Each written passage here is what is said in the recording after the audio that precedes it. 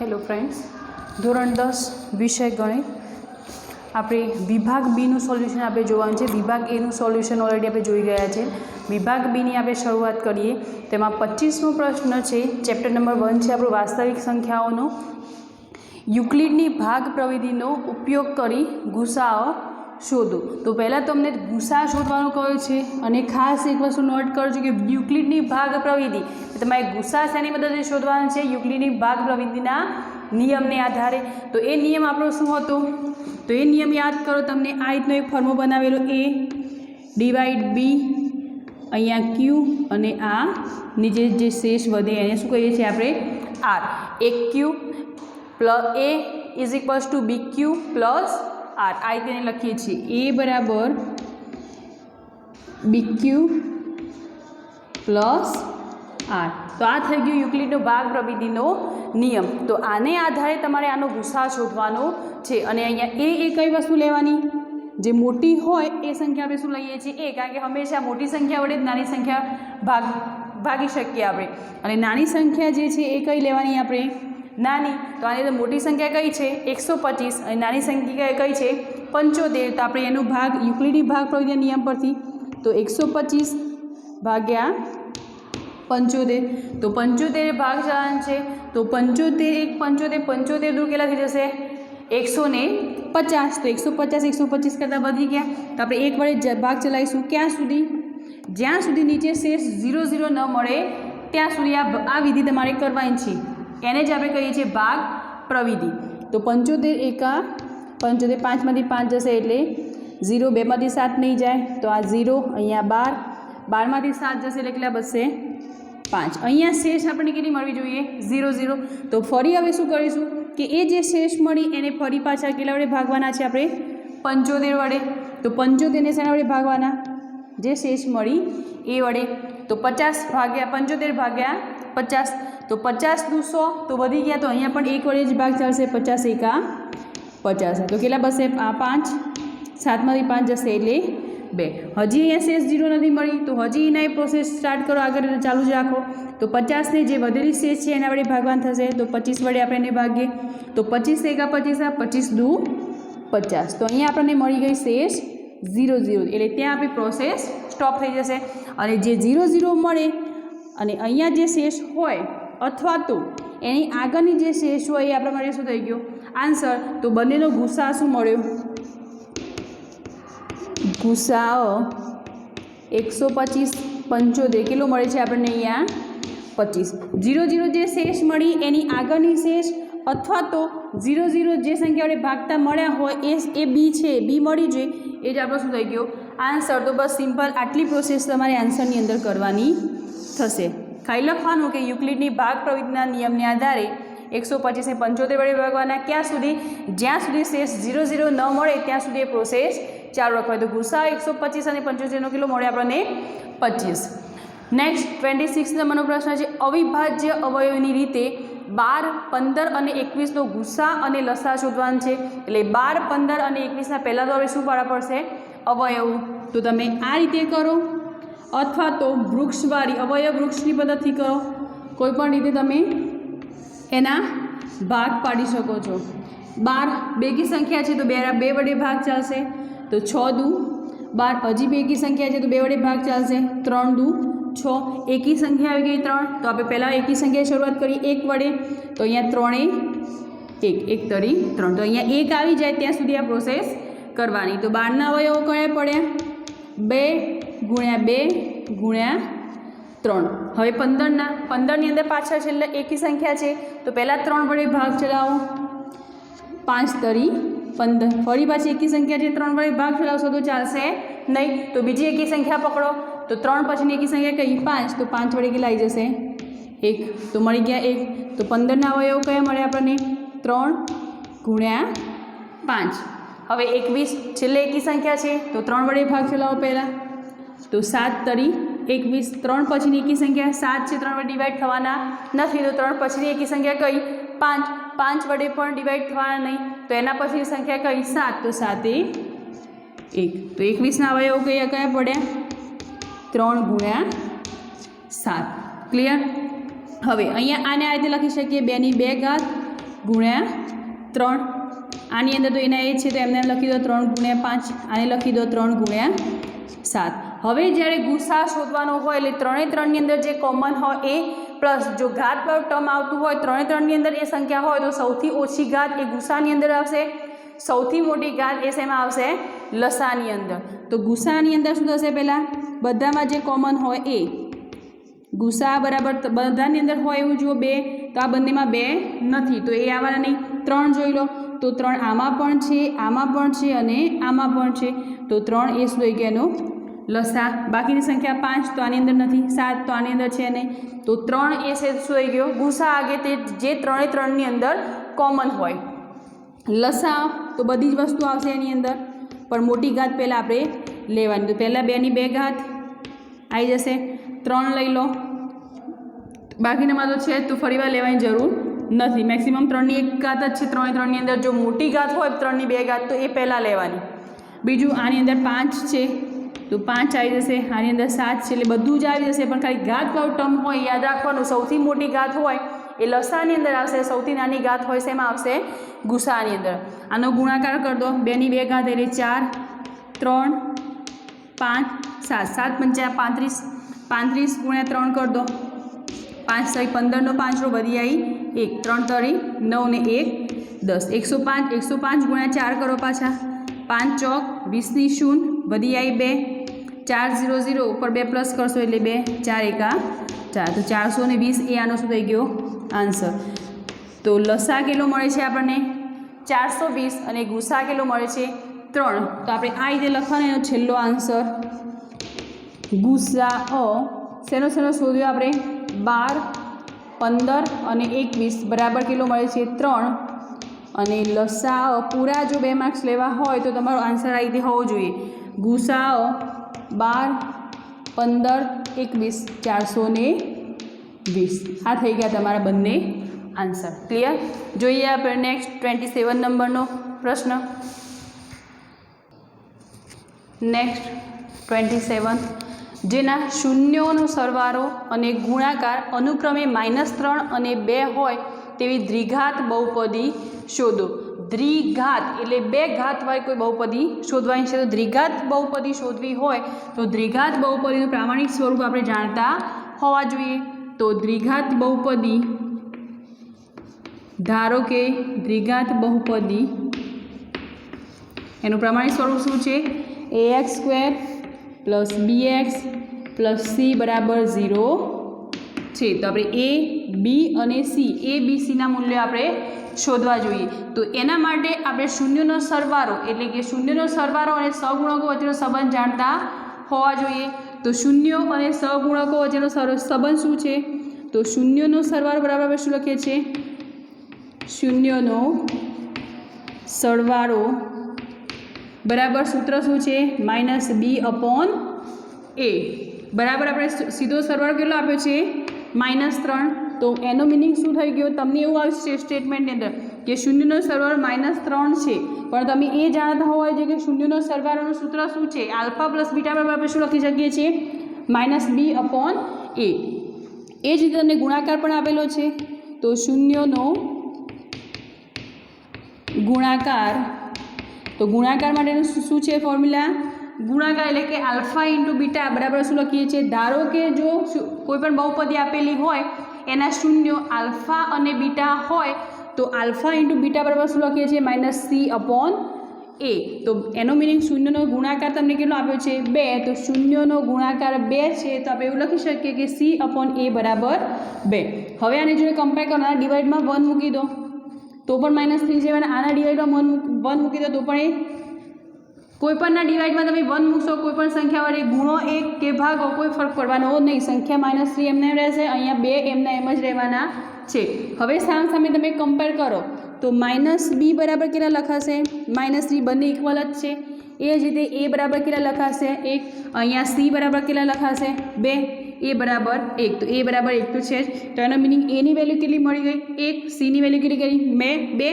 અને -b બરાબર બંને બાજુ માઇનસ છે તો b બરાબર કેટલા લખાશે? માઇનસ દૂર થશે તો b બરાબર 3, a બરાબર 1 અને c બરાબર 2 तो अपना जोड़े ए बी और सी की किंमत मळी गई। तो द्विघात मांगेल द्विघात बहुपदी शुं थशे? मांगेल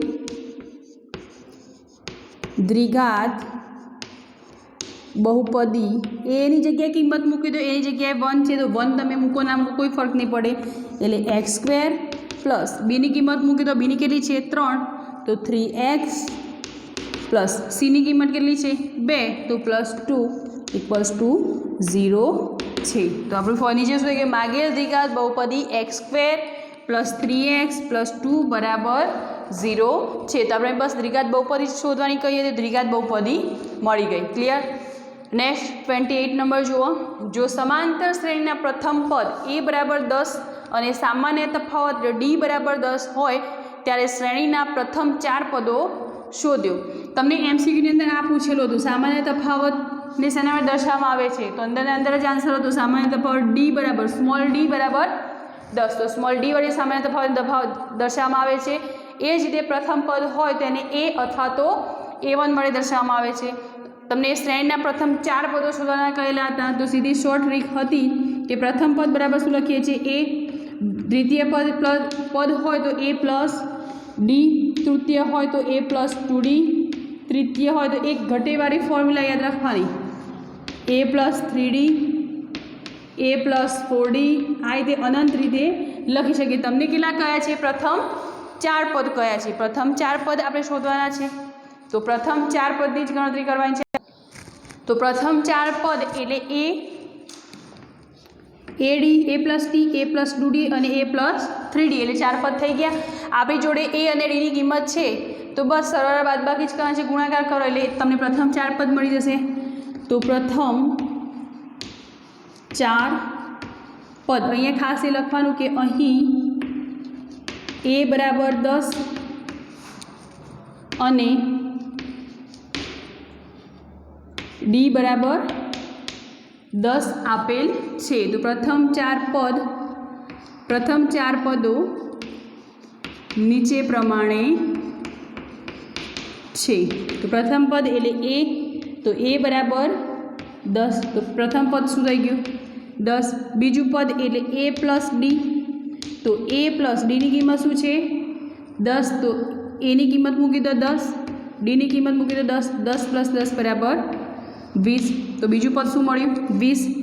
a प्लस 2d एटले 10 वत्ता a नी d नी किंमत ज मूकवानी छे तो 2 × 10 तो 2 × 10 10 × 2 20, 20 ने प्लस 10 केटला थई जशे 30। त्रीजू पद है a प्लस 3d तो 10 वत्ता 3 × 10 तो 10 × 30, 30 ने 10 40 तो आ मळी गया प्रथम 4 पद। क्लियर थई गयुं। तो प्रथम 4 पदों तमने पूछा तो पहलू पद है 10, बीजू पद है 20, त्रीजू पद है 30 और चौथु पद शुं छे 40। नेक्स्ट जोईए 29। नेक्स्ट तमने कह्युं छे समांतर श्रेणी 3, 8, 13, 18 નું કેટલામું પદ 78 થાય। કેટલામું પૂછ્યું એટલે આપણે શું શોધવાનું થશે n અને પદ એટલે 78 એટલે n નંબરનું પદ તમને 78 આપ્યું છે એનો મીનિંગ શું થશે n એટલે અંતિમ પદ તમને આપ્યું છે 78। તો અહીંયા શ્રેણી ઉપરથી તમને શું મળશે પહેલાં a અને d ની વેલ્યુ। તો કોઈ પણ શ્રેણી આપી હોય તેની અંદર પહેલાં a અને d શોધી દેવાનું। તો આપેલ समांतर श्रेणी माटे ए बराबर केटला थई गया 3, सामान्य तफावत d बराबर 8 - 3 बीजू पद माइनस प्रथम पद एटले केटला मळशे अहींया 5 एटले a knee value 3, d knee value 5 तथा an बराबर अंतिम पद आप्युं छे 78 अने n बराबर शोधवाना छे आपणे। तो an a d અને n નો સંબંધ હોય એવો એક જ ફોર્મ્યુલા છે an બરાબર a plus n - 1 into d। બધી જ કિંમતો છે તો આપણે n નું મૂલ્ય મેળવી શકીએ। કિંમતો મૂકી દો an બરાબર કેટલા છે 78, a ની કિંમત કેટલી છે 3 plus n - 1 into d, d ની કિંમત કેટલી મળી 5। આને ગુણવાની જરૂર નથી, પહેલાં આ 3 છે આ બાજુ લઈ દો બરાબરની સામે તો સ્થાન બદલશે તો નિશાની बदलाशे एटले 78 - 3 आने एमने एम ज रहेवा दो n - 1 × 5। 78 मांथी 3 जशे एटले केटला बचवाना 75 એ સાથે એ પણ પ્રોસેસ કરો। આ 5 છે આખા કૌંસ જોડે ગુણાયેલા છે તો બરાબરની સામે જશે ક્યાં જવાના ભાગાકારની અંદર એટલે ડિવાઈડ થઈ જશે। અહીંયા 15 પંચા 75 તો 15 બરાબર n માઇનસ 1 આ -1 બરાબર એનનું મૂલ્ય જોઈએ છે તો -1 આ બાજુ લઈ દો તો 15 પ્લસ 1 માઇનસ છે તો પ્લસ થઈ જશે સરવાળો કરી દો તો n બરાબર n 15 વત્તા 1 એટલે 16 તો કેટલામું પદ તો n બરાબર 16 16મું પદ કેટલું છે 78 છે ક્લિયર। નેક્સ્ટ જો sin a બરાબર 3/5 હોય તો cos a અને tan a શોધો તો પહેલાં તો દરેકની અંદર કાટકોણ ત્રિકોણ દોરી દેવાનો જ્યારે sin અને cosની વાત થાય ત્યારે। ધારો કે આ a b અને c હોય એની વાત થઈ છે તો એની સામેની બાજુ એટલે કઈ થઈ ગઈ bc પાસેની બાજુ એટલે ab અને કર્ણ એટલે ac એટલે બધામાં અહીંયા a ની વાત થાય છે। sin a બરાબર તમને આપેલા છે 3/5 sin a બરાબર આપણે શું લખીએ છીએ સામેની બાજુ ભાગ્યા કર્ણ તો સાબા ભાગ્યા કર્ણ તો બરાબર 3/5 સામેની બાજુ એટલે કઈ થઈ ગઈ a ની સામેની બાજુ એટલે bc તો bc ભાગ્યા કર્ણ કયું છે ac બરાબર 3/5 તો આનો મિનિંગ bc બરાબર કેટલા મળ્યા આપણને 3 અને ac બરાબર કેટલા મળ્યા 5 તો bc ની કિંમત કેટલી થઈ ગઈ અહીંયા 3 અને ac ની કિંમત કેટલી મળી 5। cos a બરાબર આપણું વિધેય શું છે cos a બરાબર આપણે શું લખીએ છીએ તો પાસેની બાજુ ભાગ્યા કર્ણ અને બીજું છે tan a તો tan a બરાબર આપણે શું લખીએ છીએ સામેની બાજુ ભાગ્યા પાસેની બાજુ તો આપણી જોડે સામેની બાજુ પાસેની બાજુ જો છે જ કર્ણ છે શું નથી પાસેની બાજુ તો પાસેની બાજુ બંનેની અંદર જરૂરિયાત પડે છે તો આપણે આ બાજુ શોધી દઈએ તો આ બને છે કાટકોણ ત્રિકોણ તો કાટકોણ ત્રિકોણ જ્યારે પણ બનતો હોય ત્યારે આપણે શેનો યુઝ કરીશું પાયથાગોરસનો પ્રમેય। તો અહીંયા આપણે એ શોધીએ કે પાયથાગોરસના પ્રમેય પરથી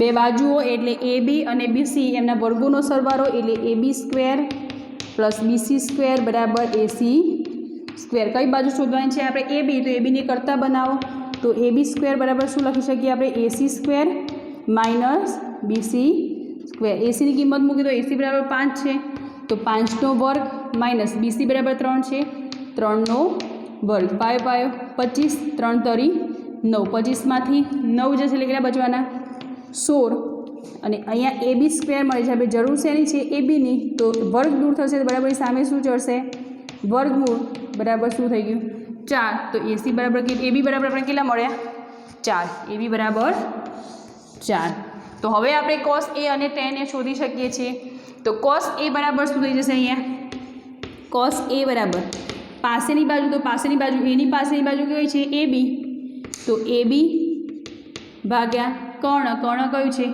AC ABની કિંમત બોલો શું છે 4 AC ની કિંમત કેટલી છે 5 તો 4/5 એસાની કિંમત થઈ ગઈ cos a ની tan a ની જોઈએ છે તો tan a બરાબર શું લખાય છે સામેની બાજુ ભાગ્યા પાસેની બાજુ તો a ની સામેની બાજુ કઈ થઈ ગઈ BC અને પાસેની બાજુ તો a ની પાસેની બાજુ એટલે AB બંનેની કિંમત તો BC બરાબર કેટલા લખાય છે 3 અને AB બરાબર કેટલા છે 4 તો બંને કિંમતો તમને મળી ગઈ cos a અને tan a જે તમને શોધવાની કહી હતી તો સિમ્પલ પાયથાગોરસના પ્રમેય પરથી આપણે એક બાજુ શોધી અને એક બાજુની મદદથી આપણે શું શોધ્યું tan a અને cos a।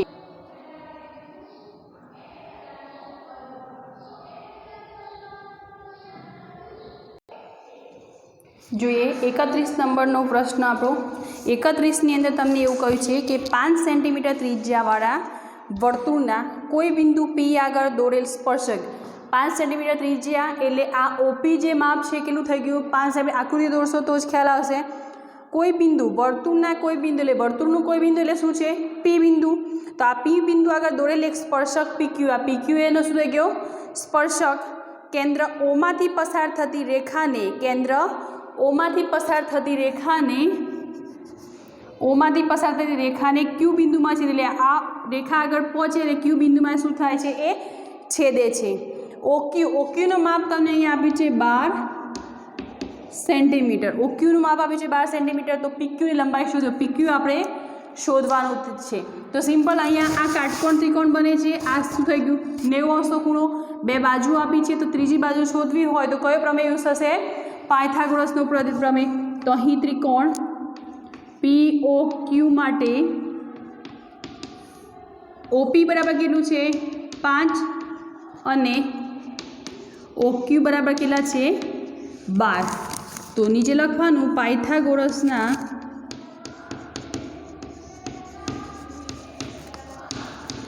પ્રમેય પરથી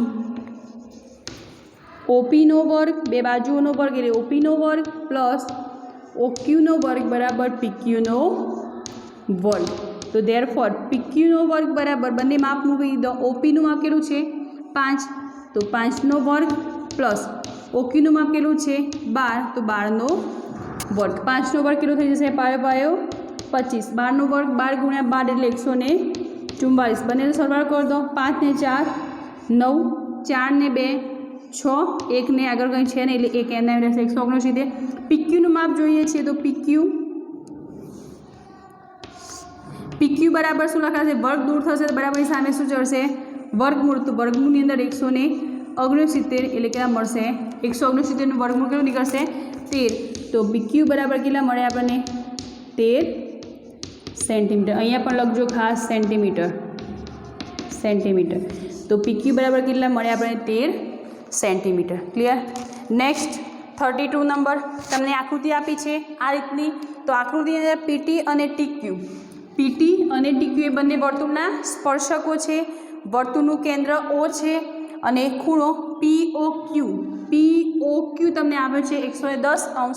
તો PTQ એટલે એક્ઝેક્ટ સામેનો ખૂણો તમારે શોધવાનો છે. તમે જાણો છો કે વર્તુળના સ્પર્શકો એ વર્તુળ આગળ જે આ ખૂણો બનાવે કેટલા અંશનો હોય? 90°. અને આ જે ખાલી વિચારો તો આ એક ચતુષ્કોણ જેવી રચના થાય છે. ખૂણાઓ કેટલા પડે છે? 4. તો ચતુષ્કોણના ચારેય ખૂણાનો સરવાળો કેટલો થાય? 360°. તો ચતુષ્કોણ POQT માટે ખૂણો P પ્લસ ખૂણો O પ્લસ ખૂણો Q પ્લસ ખૂણો T બરાબર 360°. આપણે શોધવાનો છે ખૂણો T શોધવાનો છે. PTQ એટલે વચ્ચેનો જે ખૂણો હોય એને શું કહેવાય? PTQ. જે વચ્ચે છે ને T આપેલો T ખૂણો જ આપણે શોધવાનો છે. તો ખૂણો P બરાબર કેટલું થઈ ગયું? આ બંને 90°ના હોય તો 90 પ્લસ O તો તમને આપેલો છે 110°, Q 90 અને ખૂણો T બરાબર એ શોધવાના છે. એમને મૂકી દો 360. આ ત્રણનો સરવાળો કરી દો. 90 ને 90 180 પ્લસ 110 290 થઈ જશે. 290 પ્લસ ખૂણો T બરાબર 360. બરાબરની સામે જશે એટલે સ્થાન બદલશે, નિશાની બદલાશે. તો 360 માઇનસ 290. 360માંથી 290 જશે એટલે કેટલા બચવાના? 70. 360 માઇનસ 290 આ 0. અહીંયા 2 અહીંયા 1 આવશે એટલે 16માંથી 9 જશે એટલે કેટલા થશે? 7. 2માંથી 2 જશે એટલે 0. તો આ મળી ગયો 70°. તો ખૂણો T તમને લખ્યું છે ખૂણો PTQ બરાબર 70°. તો આનો આન્સર શું મળે આપણને?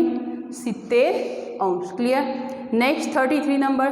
sin 16 into cos 13 plus sin 13 into cos 16 એની કિંમત આપણે શોધવાની છે. તો અહીંયા કોઈ પણ એક વિધેયની અંદર કન્વર્ટ કરી દો.